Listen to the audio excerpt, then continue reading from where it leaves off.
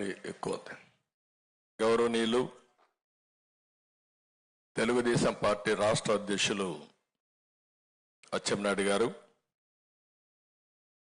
గౌరవనీయులు Janasena PAC chairman Nadella Manohar గారు,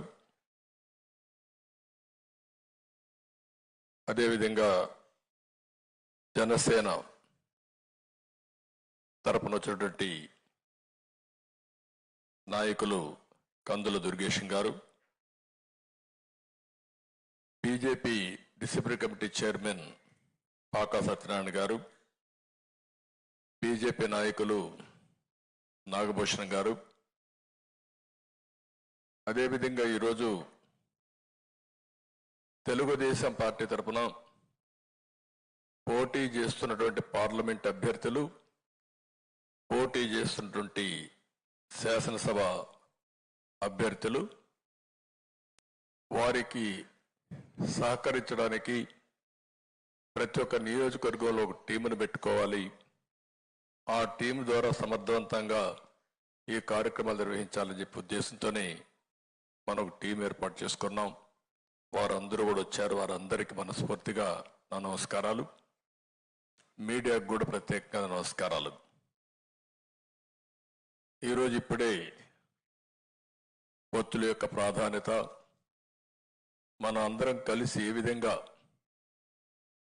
ఒక జట్టుగా భేషజాలను వదిలిపెట్టి గెలిపే ధ్యేయంగా మనం ముందుకు పోవాల్సిన అవసరం ఉంది. ఇది ఒక రాజకీయ పార్టీ ప్రయోజనం కోసమో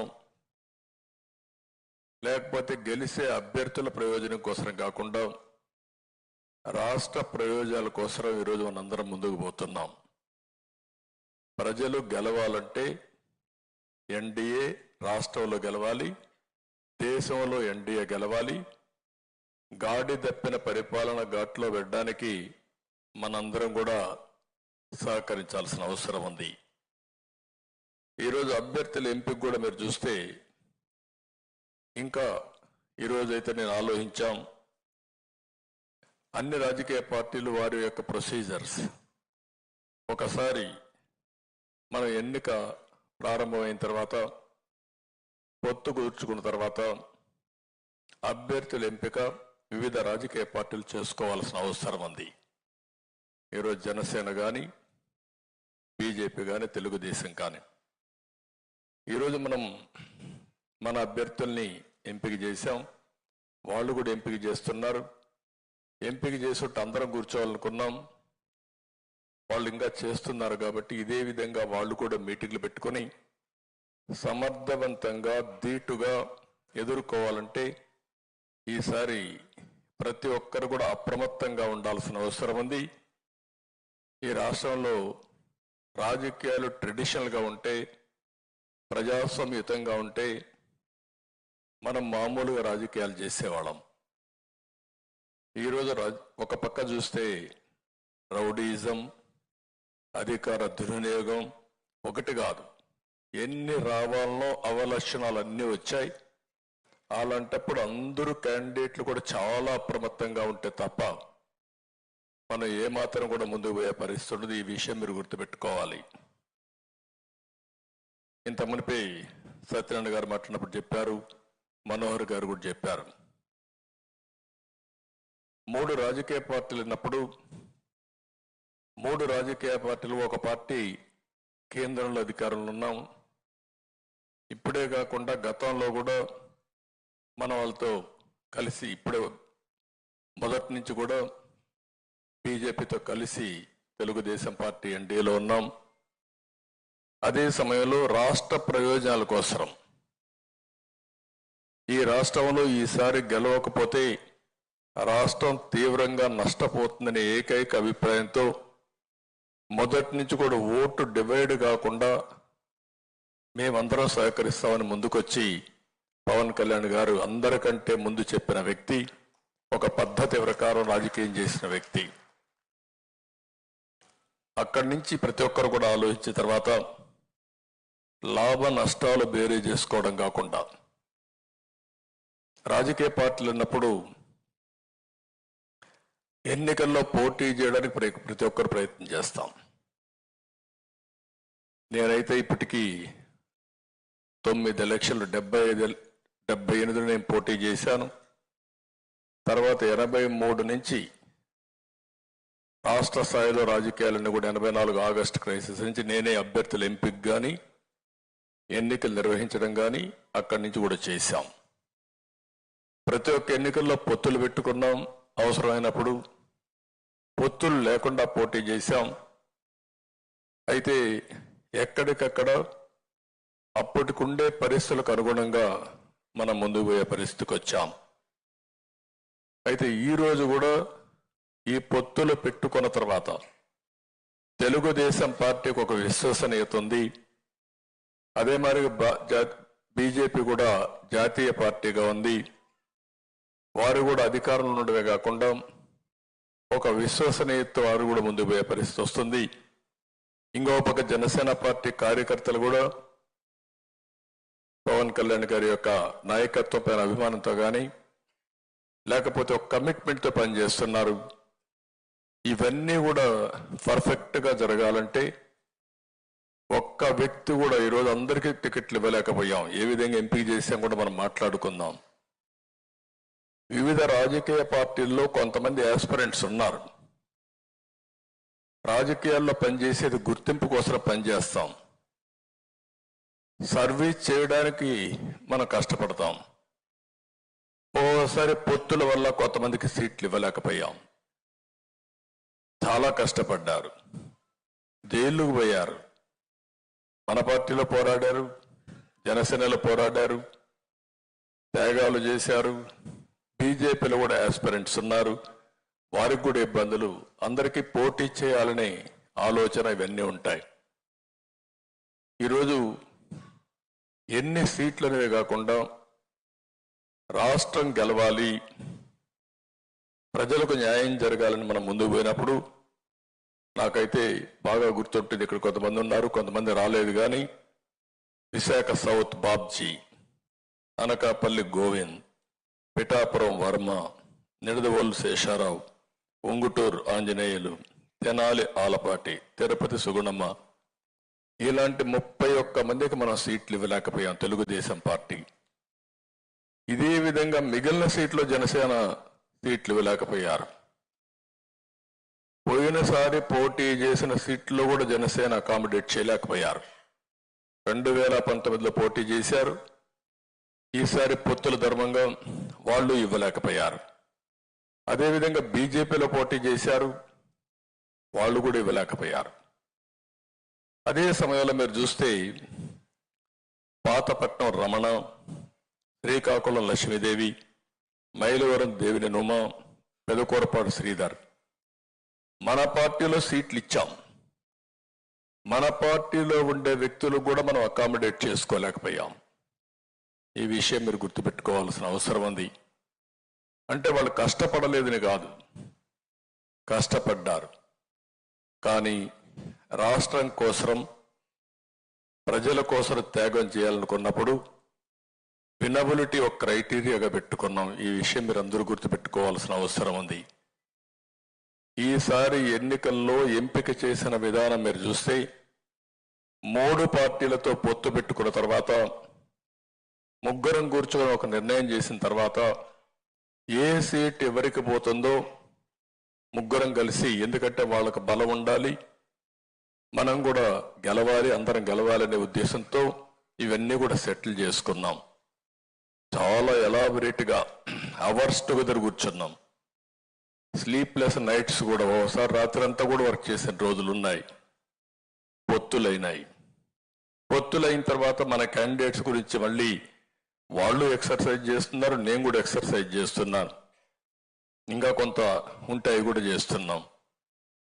పొత్తులైన తర్వాత నేను ఆలోచించిన విధానం మీరు చూసి, ఈసారి 3 పార్టీలు కూడా ఆలోచన ఒకటే, వినబిలిటీ. పెట్టిన అభ్యర్థి గెలవాలి. ప్రజలు ఓటేయాలనుకున్న ఓటేయించుకునే శక్తి, సమర్థవంతంగా ధీటుగా పోరాడే వ్యక్తి మనం పెట్టుకోవాల్సిన అవసరం ఉంది. ఎప్పుడు కూడా రాజకీయాల్లో అభ్యర్థుల ఎంపిక చాలా కీలకం. ఒకవేళ కానీ అభ్యర్థుల ఎంపికలో తప్పు చేస్తే మనం కొన్ని సీట్లు పోగొట్టుకునే పరిస్థితికి వస్తాం. ఆ యాంగిల్లో ఆలోచించినప్పుడు నేను చాలా ఎక్సర్సైజ్ చేశాం. ఈరోజు ఎప్పుడైతే ఎన్డీఏతో మనం పొత్తు పెట్టుకున్నామో, భాగస్వాములయ్యామో, అప్పుడు మీరు చూస్తే లోకసత్తా లాంటి పార్టీ కూడా మనకు సహకరించే పరిస్థితికి వచ్చారు. ఒకప్పుడు రాజకీయాల్లో బాగా ఎఫెక్టివ్గా పోటీ చేసిన వ్యక్తులు ఈరోజు స్వచ్ఛందంగా ముందుకొచ్చి ఎన్డీఏ రావాలి, ఈ రాష్ట్రంలో న్యాయం జరగాలని ముందుకొచ్చే పరిస్థితికి వచ్చారు. 3 రాజకీయ పార్టీలు కూడా అవస్థపడుతున్నాం. Social re-engineering. ఎందుకంటే ప్రతి ఒక్కరికి ఒక యాస్పిరేషన్ ఉంది, వ్యక్తులకు యాస్పిరేషన్ ఉంది, కొన్ని వర్గాలకు కులాలకు యాస్పిరేషన్ ఉంది. వాళ్ళను కూడా ఫుల్ఫిల్ చేయకపోతే వాళ్ళు కూడా ఫుల్గా ఈ రాష్ట్ర అభివృద్ధిలో భాగస్వాములు కాలేరు. మన మీద విశ్వాసం రాదనే ఉద్దేశంతో ఆ ఎక్సర్సైజ్ చేశాం. ఆ ఎక్సర్సైజ్ చేసినప్పుడు తెలుగుదేశం పార్టీ బీసీలు కానీ ఇంకా మిగిలిన వర్గాలు ఏవైతే ఉన్నాయో అవన్నీ కూడా అధ్యయనం చేసుకొని తగిన ప్రాతినిధ్యం ఇవ్వడానికి అన్ని విధాల ప్రయత్నం చేశాం. ఇంకొక పక్కన మీరు ఒకసారి ఆలోచిస్తే కొత్తగా రాజకీయాల్లో పొలిటికల్ రీఇంజనీరింగ్ కూడా చేయాల్సి వస్తా ఉంది. నేను కొత్త వర్డ్ వాడుతున్నా. పొలిటికల్ రీఇంజనీరింగ్ వచ్చినప్పుడు సమర్థవంతమైన వ్యక్తుల్ని ఎక్కడికక్కడ ఎంపిక చేయకపోతే, ప్రజల ఆమోదం లేకుండా ఉంటే, ఒక్కొక్కసారి ఒక 5-10 సీట్లు కానీ వీక్ క్యాండిడేట్లు ఉన్నారు అనే పరిస్థితి వస్తాయి. మిగిలిన సీట్లు కూడా వీక్ అయ్యే పరిస్థితి వస్తుంది. గెలుస్తున్నారు అనేది వస్తే ఆటోమేటిక్గా ఇంకొక 5-10 సీట్లు ఎక్కువ గెలిచే పరిస్థితి వస్తుంది. అందుకని ఈరోజు రాజకీయ పార్టీల్లో కూడా మేము ఆలోచించింది, మంచి వ్యక్తులు ఉన్నప్పుడు, సేవాభావంతో ముందుకు వచ్చినప్పుడు వాళ్ళని ఐడెంటిఫై చేయాలనే ఎక్సర్సైజ్ కూడా చేశాం. ఈరోజు ఒక్క విషయం మనం గుర్తుపెట్టుకోవాల్సిన అవసరం ఉంది రాజకీయాల్లో. నేను 75 నుంచి చూశాను, 83, 85, 89 మేమైతే అన్ని విధాల ప్రయత్నం చేసి ఈ యొక్క సోషల్ రీఇంజనీరింగ్ కోసం ఎతికి ఎక్కడ సమర్థులు ఉన్నారో వాళ్ళని వెలికి తీసుకొచ్చి సీట్లు ఇచ్చి గెలిపించుకున్న సందర్భాలు. అక్కడి నుంచి ఈరోజు మీరు ఒకసారి చూస్తే విభిన్న వర్గాల్లో ఒక ప్రత్యేకమైనటువంటి ఆలోచన ధోరణి వచ్చింది. ఆ ఆలోచన ధోరణి రాజకీయాల ద్వారా ప్రజలకు సేవ చేయాలి అనే ఆలోచన. ఓసారి జీవితంలో డబ్బులు సంపాదిస్తారు, వాళ్ళు అనుకున్న ప్రొఫెషన్లో బ్రహ్మాండంగా రాణిస్తారు, కడాన సమాజానికి సేవ చేయాలి, సమాజంలో కూడా గుర్తింపు తెచ్చుకోవాలన్న ఆలోచన ప్రగాఢంగా వస్తూ ఉంది. అది ఒక సినిమా ఫీల్డ్ కావచ్చు, ఒక వ్యాపారం కావచ్చు, ఒక సేవ ఎన్జిఓ కావచ్చు, ఇలాంటి వాళ్ళు కూడా ఆలోచన వస్తూ ఉందంటే అన్నింటికంటే రాజకీయాల ద్వారా సమాజాన్ని ఎంపవర్ చేయొచ్చు, మనకు కూడా గుర్తింపు వస్తుంది, డబ్బుల సంపాదనే కాదు సమాజానికి ఉపయోగపడాలనే ఆలోచన రావడం, దీనికి సమర్థవంతమైన నాయకత్వం వచ్చే పరిస్థితి వస్తున్నారు. ఇంకా రాజకీయాలు కానీ మనం ప్రక్షాళన చేయగలిగితే సమర్థవంతమైన వ్యక్తులంతా కూడా రాజకీయాల్లోకి వచ్చి ఇంకా ఈ దేశానికి ఉపయోగపడే పరిస్థితి వస్తుంది. అందుకని ఎప్పుడైనా మనం గుర్తుపెట్టుకోవాలి, సమాజాన్ని మార్చే శక్తి పబ్లిక్ పాలసీస్కి ఉంటుంది. పబ్లిక్ పాలసీస్ ఇచ్చిన తర్వాత ఆ పబ్లిక్ పాలసీని అనుసరించి ప్రైవేట్ వ్యక్తులు కానీ, బిజినెస్ కానీ, వ్యాపారాలు కానీ చేసుకుంటూ ముందుకు పోతారు, వాళ్ళ క్యారియర్ని ఎంపిక చేసుకుంటారు. దీంతో జనరేషన్స్ బాగుపడే పరిస్థితి వస్తుంది. అందుకని మన దేశంలో మీరు చూస్తే ఈరోజు ప్రపంచం మొత్తం గుర్తింపు వచ్చే పరిస్థితి వచ్చింది. గడిచిన 20 సంవత్సరాల్లో తెలుగు వాళ్ళు ప్రపంచం అంతా కూడా రాణించే పరిస్థితికి వచ్చారు, బ్రహ్మాండంగా ముందుకు పోయే పరిస్థితికి వచ్చారు. కానీ ఈ రాష్ట్రంలో చాలా ఇబ్బందులు వచ్చే పరిస్థితికి వచ్చాం. ఎందుకు ఈ యొక్క విషయాలు మీకు చెప్తున్నానంటే, ఈసారి నేను కానీ మిత్రులు కానీ ఎక్కడా రాజీ పడడం లేదు. మూడు రాజకీయ పార్టీలు కూడా ఒకే ఆలోచన చేశాం. సమర్థవంతమైన వ్యక్తులను పెట్టి వినబిలిటీ క్రైటీరియాగా పెట్టుకొని ముందుకు పోతున్నాం. నేనైతే 40 ఏళ్ళు నేను చూశాను రాజకీయాలు ఎంపిక చేసినప్పుడు. మేము ఫస్ట్ టైం 85లోని సర్వేలు చేసి సర్వేల ఆధారంగా ఎవరైతే గెలుస్తారో అవి కూడా చూసుకొని డిబేట్ చేసి ఆ రోజు మన నాయకుడు ఎన్టీ రామారావు గారి దగ్గర కూర్చొని రాత్రి మగుళ్ళు ఎంపిక చేసేవాళ్ళం. ఈరోజు మీరు చూస్తే నేను 4-5 సర్వేలు తెప్పించాను. మళ్ళీ నా వాయిస్తోనే ఐవీఆర్ఎస్ అడిగాను. ఇవన్నీ కంపేర్ చేసుకున్నాం. ఇవన్నీ కంపేర్ చేసుకున్న తర్వాత మనకంటే మెరుగైన అభ్యర్థులు ఉన్నారా లేదంటే అది వేరే విషయం, కానీ రాజకీయాల్లో మనం కనపడ్డాం కాబట్టి మన మీదనే కంపారిజన్ వస్తుంది.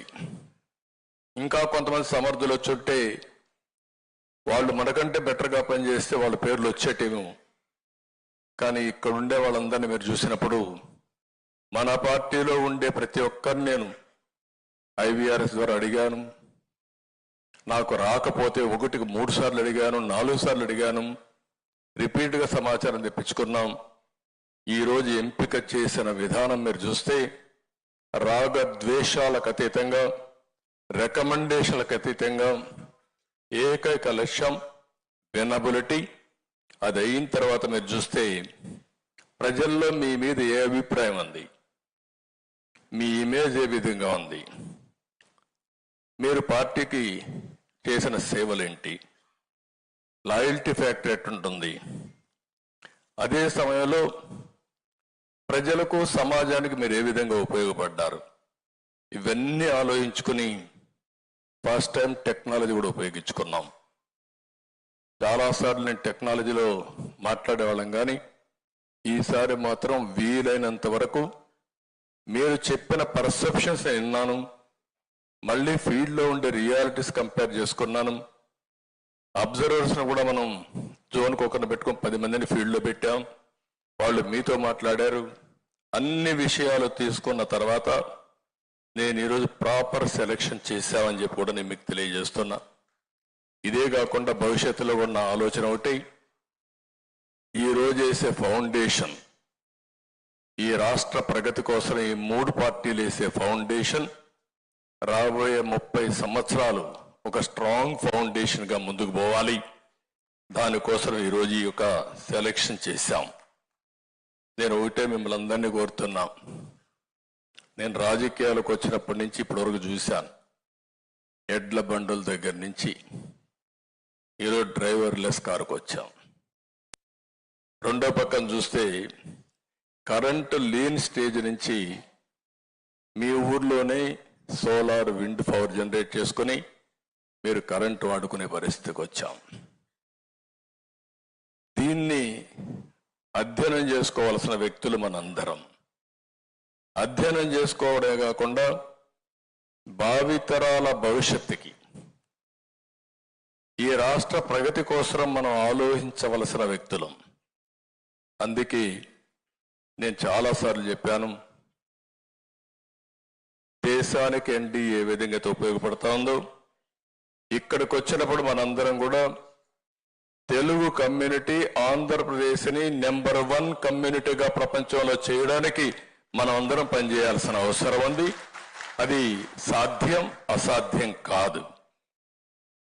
అదే సమయంలో పావర్టీ లేని రాష్ట్రంగా, నో పావర్టీ స్టేట్గా ఆంధ్రప్రదేశ్ తయారు చేసే అవకాశం మనకుంది. దీనికి కూడా మనం నిరంతరం పనిచేయాల్సిన అవసరం ఉంది. ఈరోజు రాజకీయాలు చూస్తే వైఎస్ఆర్ కాంగ్రెస్ పార్టీ గురించి ఒకసారి మాట్లాడుకోవాల్సిన అవసరం ఉంది కూడా. ఎందుకు నేను అంటున్నాను, రాబోయే రోజుల్లో వైఎస్ఆర్ లాంటి పార్టీని కట్టడి చేయాలంటే కంపల్సరీగా డిజిటల్ కరెన్సీనే పెట్టాలి.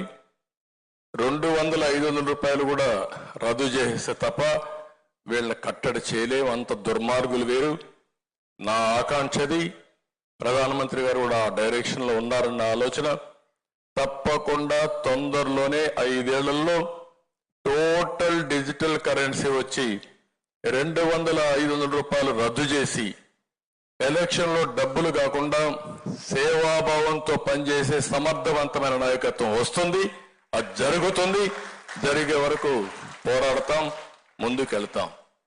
ఎవరికైనా డబ్బులుంటే సర్వీస్తో ప్రజల్ని గెలవాలి తప్ప ఎన్నికలో డబ్బులతో కాదు.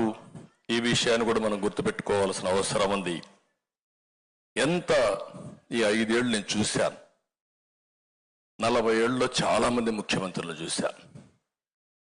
నా జీవితంలో ఇలాంటి వ్యక్తి ఒకడు ఉంటాడు, ఇలాంటి ఒక వ్యక్తి వచ్చి రాజకీయాలు చేస్తాడని నేను కల్లో కూడా ఊహించలేదు.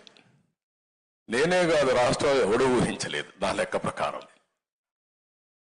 అతని బిహేవియర్ చూస్తా ఉంటే చాలా వ్యాపారాన్ని రాజకీయం చేసుకున్నాడు. రాజకీయం చేసుకున్న తర్వాత ఎవరైనా సరే కొన్ని విలువలు ఉంటాయి, కొన్ని పద్ధతులు ఉంటాయి, కొన్ని ప్రాధాన్యతలు ఉంటాయి. ఎలాంటివి లేకుండా అనునిత్యం మీరు నోరిప్పితే అబద్ధాలు, బ్లాక్ అండ్ లైస్.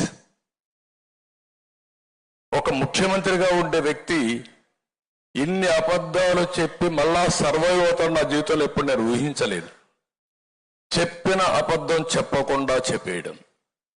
ఎవరైనా నువ్వు తప్పు చేశావు అంటే వాళ్ళపైన పడిపోవడం. ఇంకా పోలీసులు వచ్చేస్తారు, తప్పుడు కేసులు పెడతారు. వీళ్ళు ప్రభుత్వం తరపున బ్రహ్మాండమైన అడ్వకేట్లు పెడతారు. మన సొంత డబ్బులు పెట్టుకోవాలి. దీంతో రాష్ట్రం మొత్తం మీరు చూస్తే భయంకరమైన వాతావరణం ఫేస్ చేశాం. ఈరోజు కొంతమందికి నేను సీట్లు ఇవ్వలేకపోయి ఉండొచ్చు. వాళ్ళు చేసిన త్యాగం నా జీవితంలో ఎప్పుడూ మర్చిపోలేను. నా కళ్ళ ముందర కనపడుస్తున్నాయి. జైలుకు పోయారు, చాలా సఫర్ అయ్యారు, మానసికంగా క్షోభ అనుభవించారు, శారీరకంగా సఫర్ అయ్యారు. ఇవన్నీ ఎందుకు చేశారంటే నమ్మిన సిద్ధాంతం కోసం చేశారు. ఈరోజు మీరు కొన్ని ఎగ్జాంపుల్స్ మీకు చెప్తే ఎంత దారుణంగా ఉంటాయో ఒకసారి చూస్తే ప్రతి ఒక్కటి ఫేక్ ప్రచారం. రేపటి నుంచి ఎన్ని ప్రచారాలు చేస్తారు నాకైతే తెలియదు. లేటెస్ట్గా చూస్తే బీజేపీ పార్టీ ప్రెసిడెంట్ కూడా రాజీనామా చేసేసిందని ఒక వార్త పెట్టేశారు. అంత మునుపు తెలుగుదేశం పార్టీ ఎన్డీఏలో ఉండడం, ఇది తాత్కాలికమైన పొత్తు, పోలవరం అమరావతి అన్నీ అయితే తప్ప మేమేం చేయడం లేదని చెప్పి ఇంకొక లెటర్ పెట్టేశారు నా పేరుతోనే. పురంధేశ్వరి గారు సరే మా ఫ్యామిలీ కావచ్చు, కానీ 30 ఏళ్లుగా ఆవిడ వేరే పార్టీలో ఉంది, కాంగ్రెస్లో ఉంది, కేంద్రంలో మంత్రిగా పనిచేసింది, ఇప్పుడు బీజేపీలో ఉంది, రాష్ట్ర పార్టీ అధ్యక్షులుగా పనిచేస్తుంది. ఎన్ని తప్పుడు వార్తలు రాయాలో అన్ని తప్పుడు వార్తలు రాసే పరిస్థితికి వచ్చారు. రాజకీయాల్లో ఉన్నప్పుడు చాలా కుటుంబాల్లో వివిధ రాజకీయ పార్టీల్లో కుటుంబ సభ్యులు ఉంటారు. వాళ్ళు నమ్మిన పార్టీ వాళ్ళు పనిచేసుకుంటారు. అలాంటిది ఎన్ని తప్పుడు వార్తలు పెట్టాలనో అన్ని తప్పుడు వార్తలు పెట్టారు. జనసేన పార్టీ ఉంది, పవన్ కళ్యాణ్ గారు, మేము వాళ్ళ కోసరం మేము పనిచేయాల్సి వచ్చే పరిస్థితి వస్తుంది. మా కోసరం కాదు, ప్రజల కోసరం కాదు. ఒక 2 నిమిషాలు అయితే ఒక వార్త పెట్టేసి కాపుల్ ఆయన ఓట్ బ్యాంక్ స్ట్రాంగ్ గా ఉంటే వాళ్ళందరిలో అపోహలు వచ్చి పెట్టడం, మేము సీట్లన్నీ కూడా ఇద్దరు అడ్జస్ట్ చేసుకుంటే ఈ పొత్తులో సీట్లు ఒకరికి అన్యాయం జరిగిపోయింది, ఒకరికి న్యాయం జరిగిపోయిందని మాట్లాడడం. అంటే మీకు ఒక్కటి కాదు, ఎన్ని విధాల ప్రయత్నం చేయాలనో అన్ని విధాల ప్రయత్నం చేసే పరిస్థితికి వచ్చారు. లేటెస్ట్ మీరు ఒకసారి చూస్తే ఎంత దుర్మార్గం అంటే విశాఖపట్నంలో డ్రగ్స్ పట్టుకున్నారు. విశాఖపట్నంలో డ్రగ్స్ పట్టుకుంటే క్లియర్ కట్గా డ్రగ్స్ పట్టుకున్న తర్వాత మామూలుగా కూడా కాదు, 25,000 కేజీలు